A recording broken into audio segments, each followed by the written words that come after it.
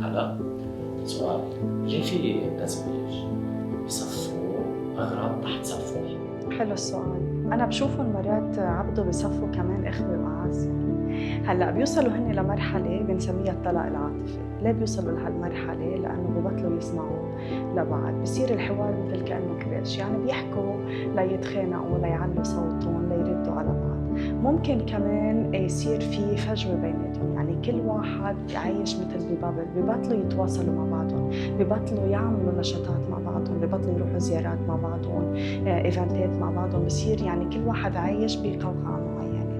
بنفس الوقت ممكن يصير في مشاكل مادية، يعني ما بيتشاركوا مع بعض، ممكن في التاني بيستغل الطرف الآخر. مرات كتير بتلاقي كمان حدودهم مطاطية، يعني يا ما بيحترموا حدود بعض يا بيسمحوا للآخرين يتدخلوا بأمورهم الشخصية. اللي بده يصير الحل بالإجمال إنه نحن ما بدنا